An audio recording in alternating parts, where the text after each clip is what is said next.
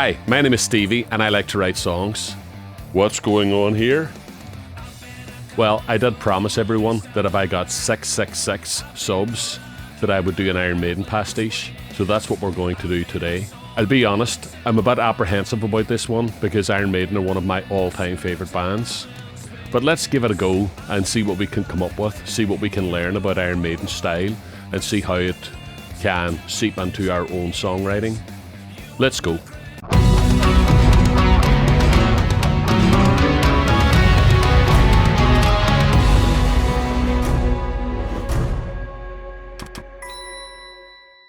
I have talked before about how AC/DC Highway to Hell was the very first vinyl record that I ever owned. But the very first record I ever went out and bought myself with my own money was an Iron Maiden record. We're going back to when I was a 13-year-old kid and my favourite thing was art. I was very good at drawing and was very, very into art.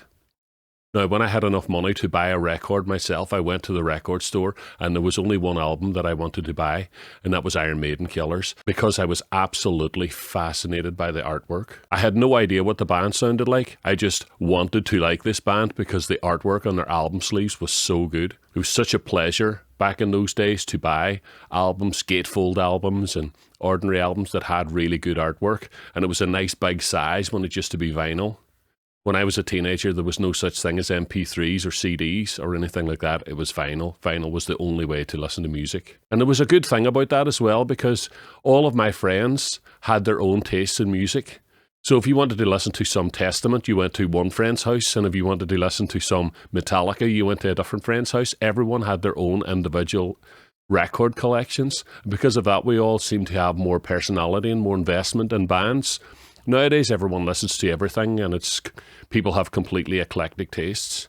Back then, it was all about your record collection.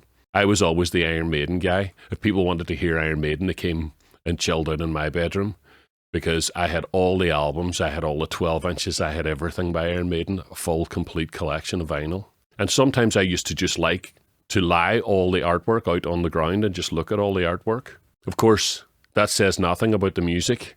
I was completely hooked from the opening bars of the Killers album and went on to buy all their other albums.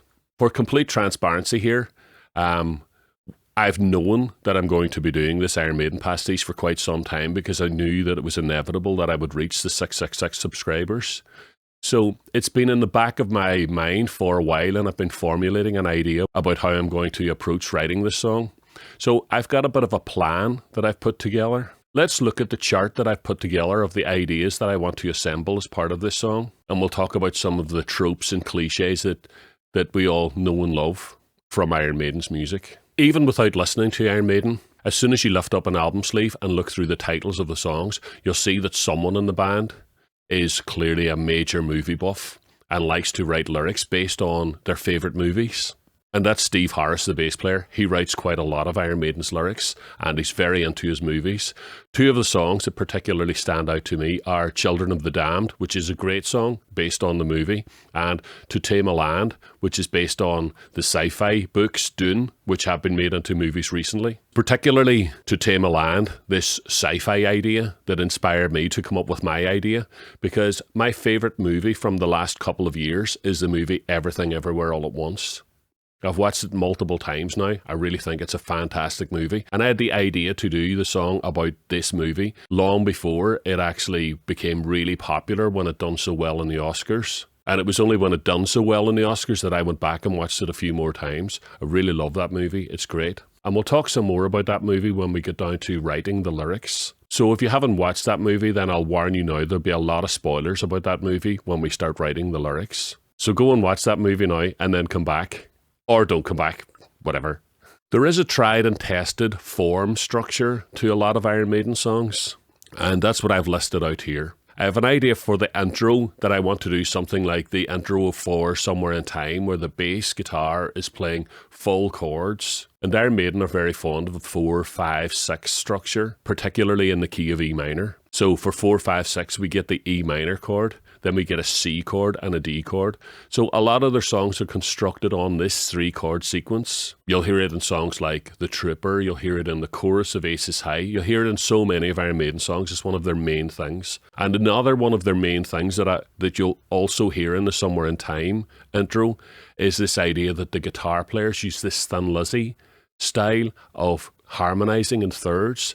So they'll write a guitar melody that plays over the bass, the changing bass line, and then they'll harmonize it up 1/3. Sometimes if that doesn't sound right, they'll take the third above and they'll move it down an octave, so they're playing down a sixth, but it's still the same harmonic idea. So you'll have an ostinato in the guitar that's harmonized in thirds, and then there'll be modal shifts as the bass guitar changes underneath it. This is a very, very important part of Iron Maiden style, and I hope to maybe show that in the intro of the song. Then we'll move on to the main riff. Now, Iron Maiden have a cliche that I call the horse beat. I don't know what other people call this beat, but I've marked it out here as di di di di di di di di di di di, and that's a single bar of it. So di di di di di di di di di, and quite often you hear Steve Harris doing that on his bass guitar.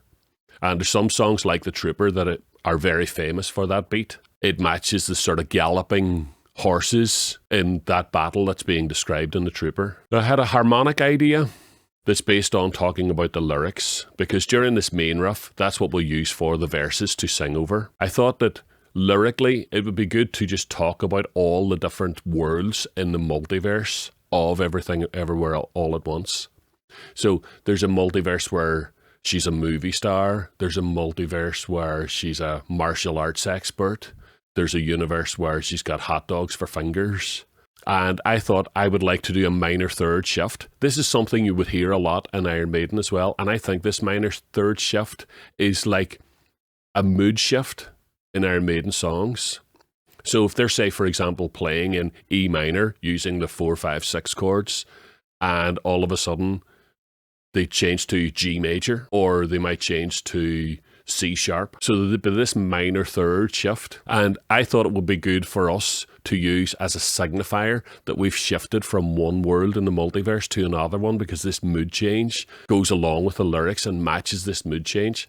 So that was my plan for that. And quite often when we get to the pre-chorus and the chorus of Iron Maiden, the guitars will start playing power chords. I call them diamonds. As in, you play a power chord and it will be written on sheet music as a diamond, because the power chord lasts for the full bar. So the guitars shift to doing what the bass was doing before and just follow those chords. And we'll maybe do that minor third shift again between the pre-chorus and the chorus to show the shift again. Now, it's very common as well for Iron Maiden to do sort of verse-chorus structure, then go into the guitar solo bit, and then repeat the verse-chorus structure again.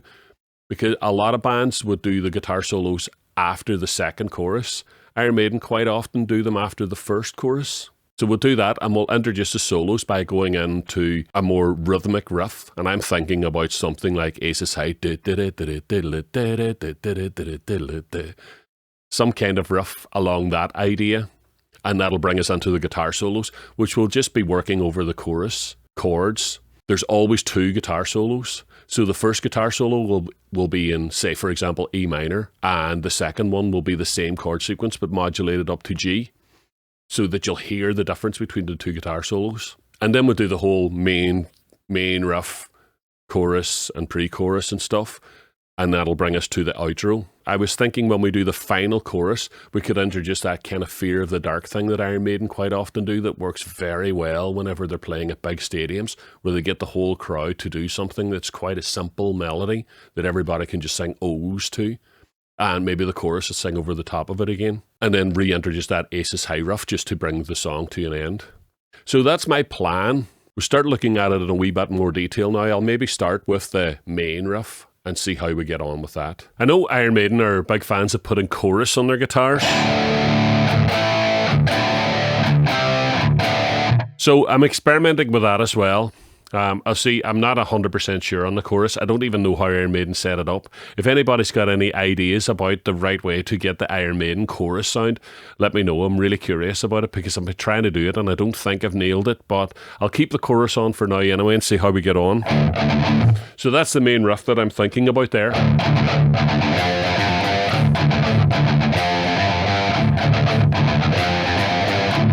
And then we can, after a few iterations of that, we can go.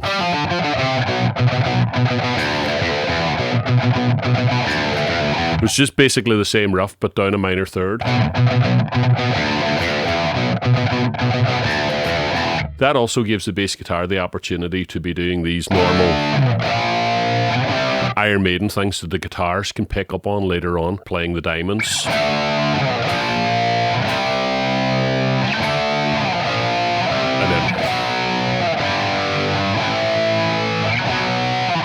So we'll do all that for those multiverse shifts. The only other thing that I've already written is the Aces High style riff that comes on just before the guitar solos. So I was thinking about something like this.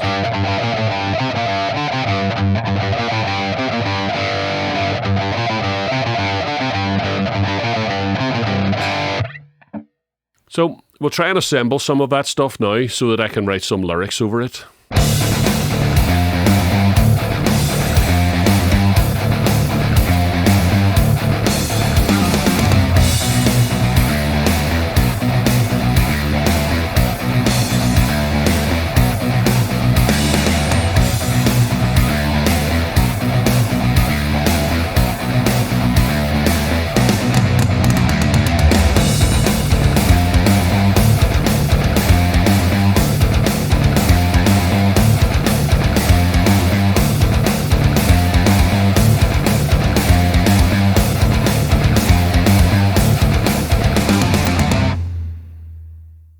Right, so let's have a little listen to that.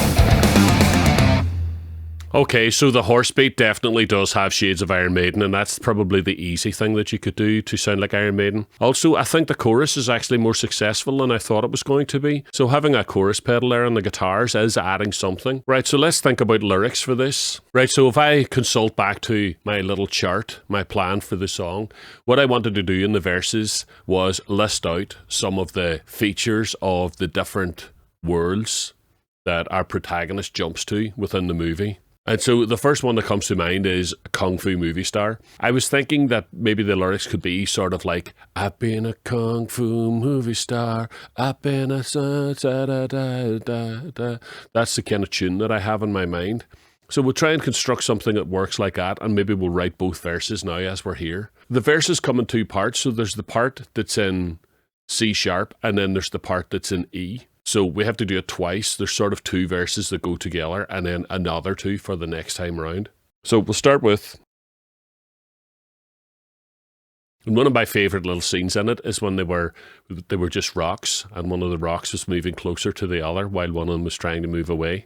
And so I really like that one. So I'm thinking I've been a rock in a universe where life doesn't exist, in a world where evolution never happened. In a place where there is no life, in a lifeless place. And the one that came to mind there now is quite Iron Maiden-y, because I'm thinking of Iron Maiden, made in Japan, where we have Eddie, our mascot, using a samurai. I've been a sword-wielding samurai. Which leaves us needing a rhyme. Probably a rhyme with place, space, time and space. I've been a sword-wielding samurai, a master of time and something and space, master of worlds and time and space. I've been a master of time and space. So, I mean, that's a quarter of what we need to do for the verses. We maybe don't need to stick to this as definitely as this, because I'm going to run out of ideas soon. One of my favourite jokes in the movie is that the reason why this version of our protagonist is possibly the one is because of all the universes, they're the worst person. They're the most unsuccessful version of themselves in all of the multiverse. It's quite a funny idea. Very Douglas Adamsy. So we could move a wee bit. I'm the unlikely hero. Splintering possibilities. I'm the unlikely splintering possibilities. Keep thinking we've kept saying I so often that maybe we should say you. So maybe talking about my daughter in the movie.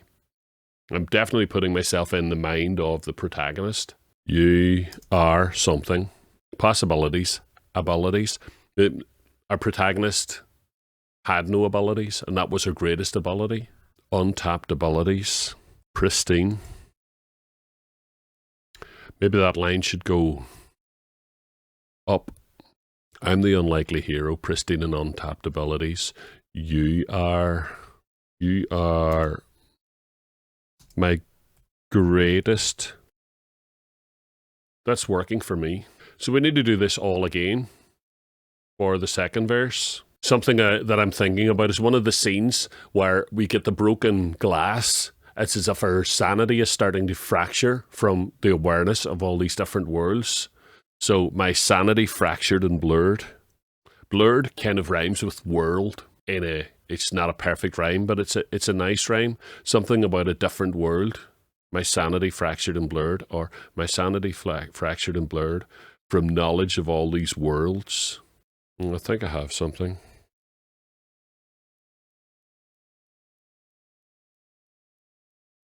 Well, we could do something that's like the opposite of being on top of the world. I've been destroyed. I've been taken apart. I've had my greatest fears exposed. Yeah. I've jumped through every reality. I've been on top of the world. I've had my greatest fear exposed. My sanity fractured and blurred. That's a rubbish rhyme. But it probably when I sing it, it might sound a bit better. So just reorganise these a wee bit just to give me a wee bit of extra room, a bit more lyrics on too. I'm remembering, I watched a review.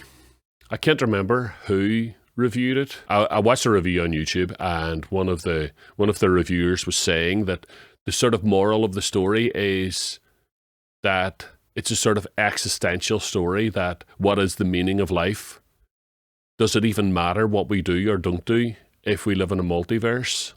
And the conclusion of the movie is, yes, that's probably the only thing that matters, what we choose to do or don't do. We could try and fit that into the lyrics somehow. If nothing we do really matters, then it really matters what we do. It's a sort of a paradox, but it's in a weird way it makes sense. The meaning of life. We get to say what it all means. And then something that rhymes with do. We get to say what it all means. We get to say what's true.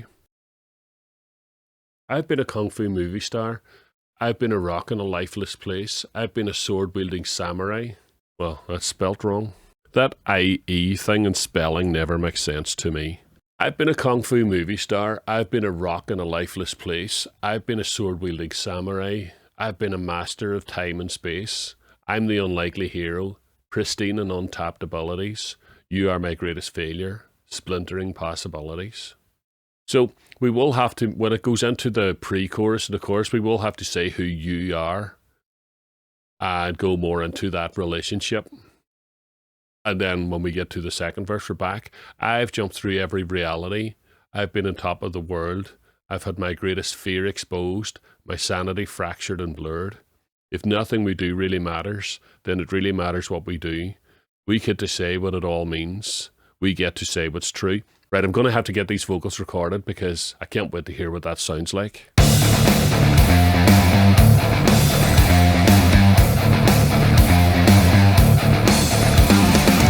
been a kung fu movie star. I've been a rock in a lifeless place. I've been a sword-wielding samurai. I've been a master of time and space.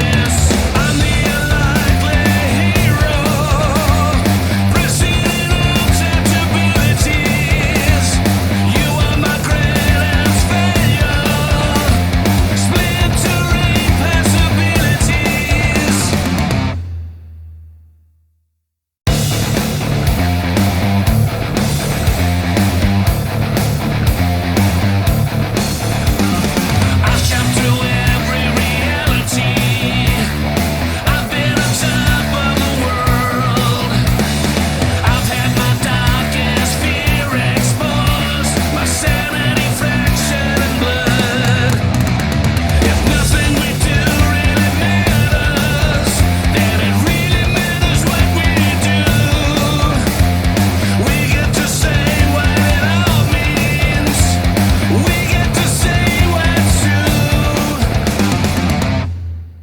What does that sound like? Can't wait to hear it. Okay, let's get a listen to that.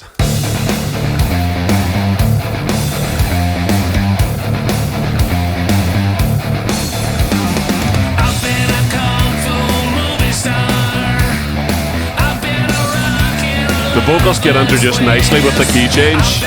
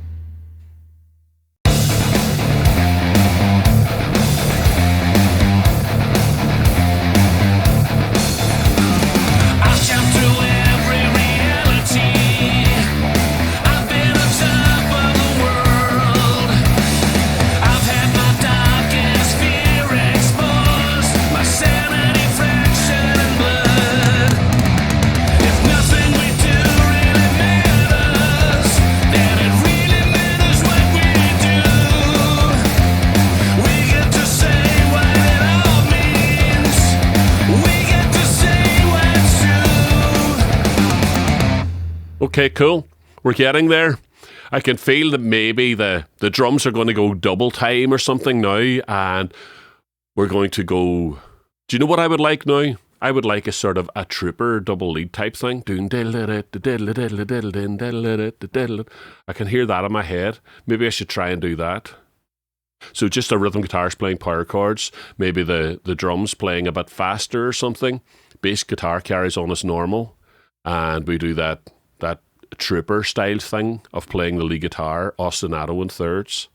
I think that would break up the verse and the pre-chorus nicely. I'll try and do that next.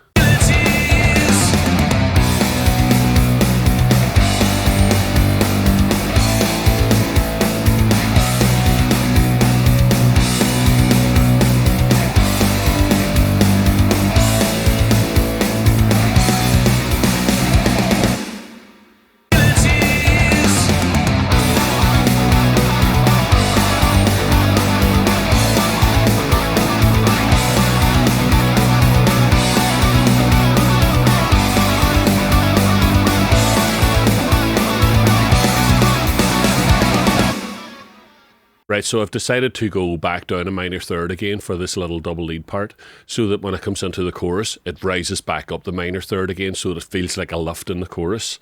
So let's hear it in context and hear how it sounds coming out of the other part. You are my greatest failure.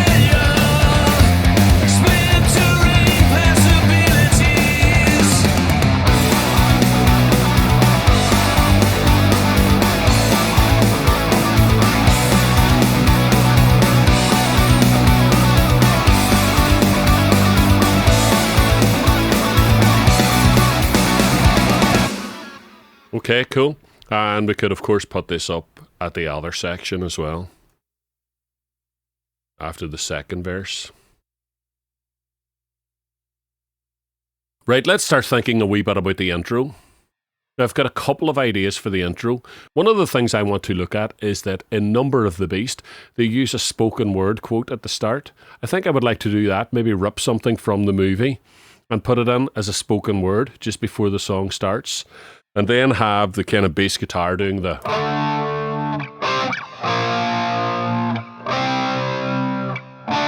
And the little guitar melody that I came up with goes like...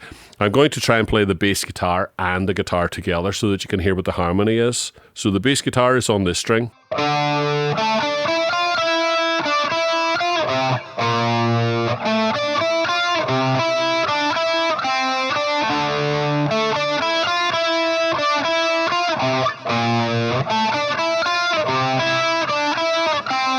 Maybe go around that twice, and then the harmony will come in. And the harmony being up a third would be...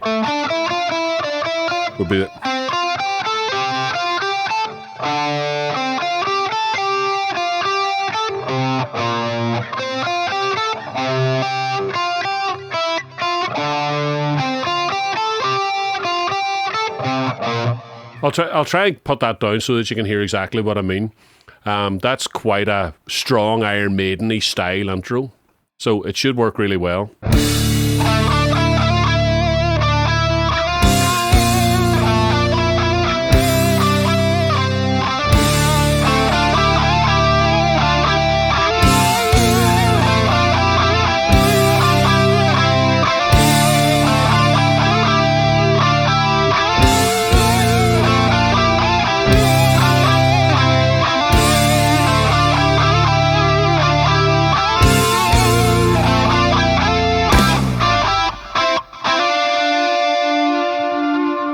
Right, so the first thing I probably want to do is bring this back so that it actually comes in where it should. And then we can try out the intro and see what it sounds like.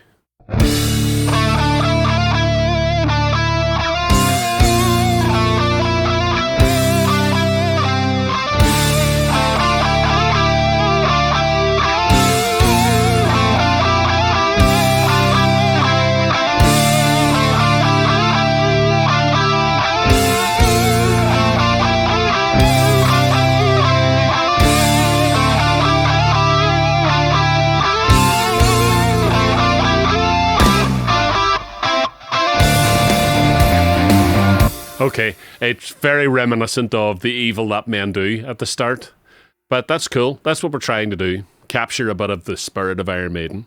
Now, while it's in my head, I think I would like to try and get this little speech part at the start done, because I think that's probably going to be a wee bit more difficult than I'd planned.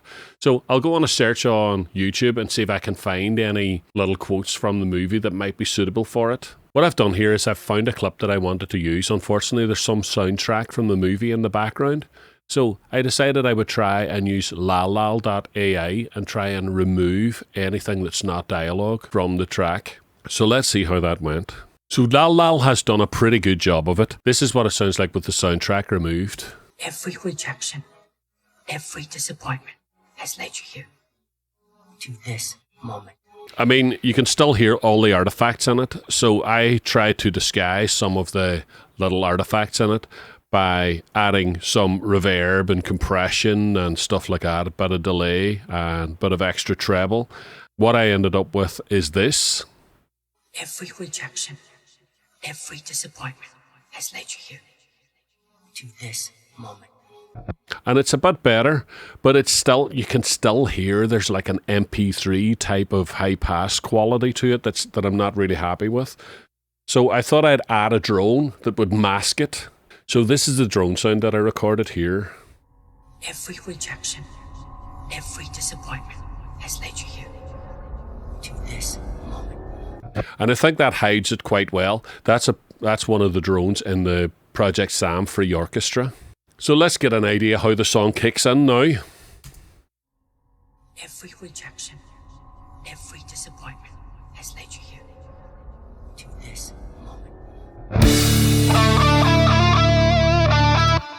So I'm happy with that. That sounds pretty cool. So I think I've done enough for today. Anyway, we've got the song started, and next week we can work on the pre-chorus and the chorus and see how we get on then. Let's listen to what we've done for today, and we'll call it a day at that, and we'll get stuck into it again next week.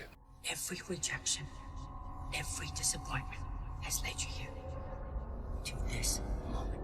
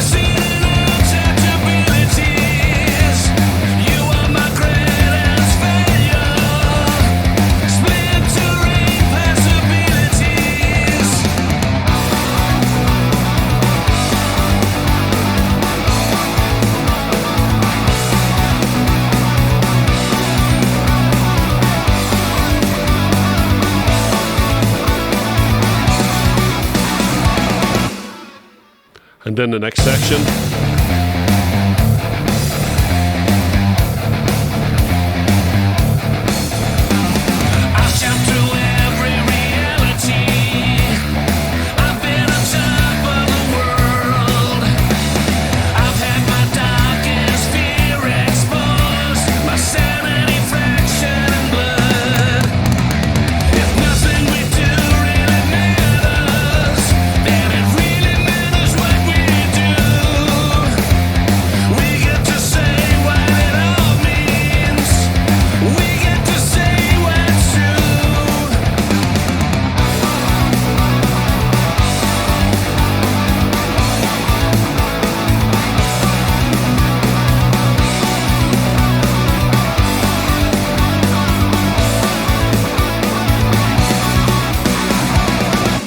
Okay, cool. So I kind of have a bit of a feeling that maybe I picked some of the low-lying fruit today with the Iron Maiden thing, using the horse beat and using that chordal bass intro with the double lead things and the trooper style double lead harmony over the 4, 5 and 6 chords. Next week maybe we'd like to dig into a wee bit more esoteric things that Iron Maiden like to do. Maybe dig a bit deeper, because all these things are maybe I'm feeling that some of the things I've done today are a wee bit superficial, but it's still a good song and there's still a lot of potential in the song, so let's keep at it and let's see where it leads us. Thanks so much, guys, for checking out the video. If you've got any ideas about where you think I should go with the song, then I'd love to hear it. What do you think so far? What should we do next? All suggestions are welcome. I love you guys interacting with the channel. And if you're new to the channel, like, subscribe, use the Buy Me a Coffee to buy me a pint of Guinness. And thank you so much for watching, everybody. See you next week. You guys rock.